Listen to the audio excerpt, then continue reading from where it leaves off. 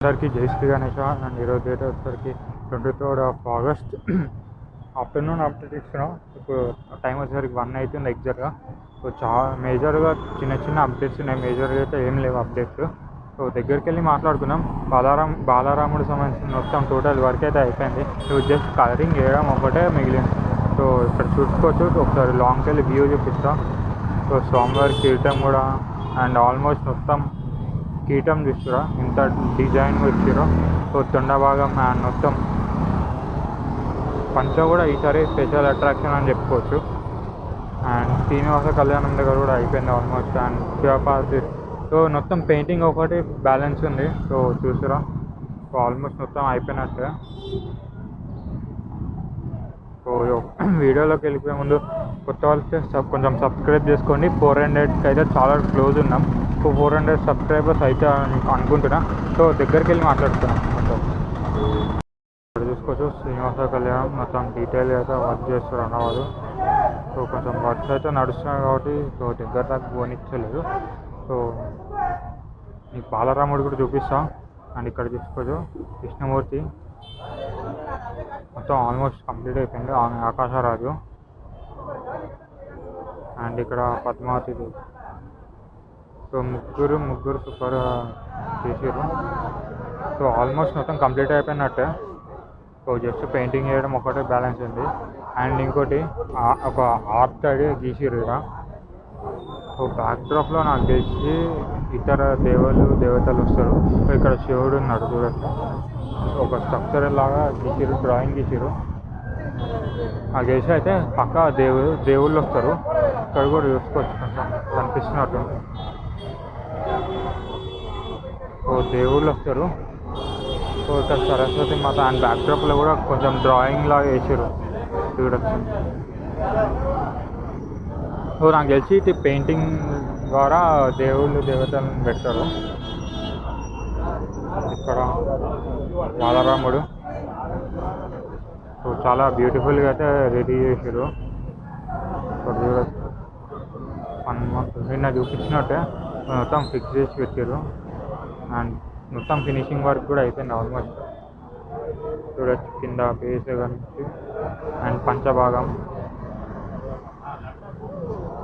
And ఇక్కడ face. So బాలరాముడి చేతిలో బాణం అండ్ ఇక్కడ ధనుస్సు. సో మొత్తం చాలా డీటెయిల్గా అయితే ఉంది. చూడు చాలా దగ్గర సైడ్ లీఫ్ టైప్ శంఖం టైప్ డిజైన్ అయితే ఇచ్చారు మొత్తం. అండ్ ఇక్కడ ఆభరణాలు.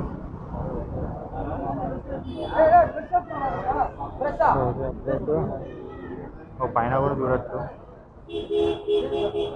లక్ష్మీమాత.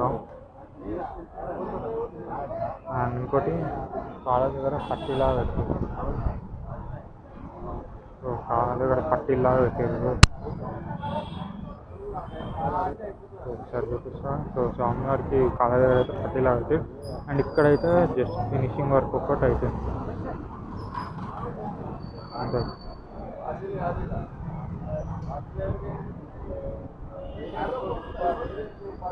వాటర్ అయితే లీక్ అయితే ఒకసారి కట్టారు స్వామివారి కాళ్ళ దగ్గర.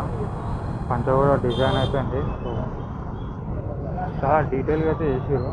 సో ముష్క వాహనం అండ్ ఇక్కడ రావుకేటిక్స్ వర్క్ అండ్ ఇక్కడ చూస్తారు.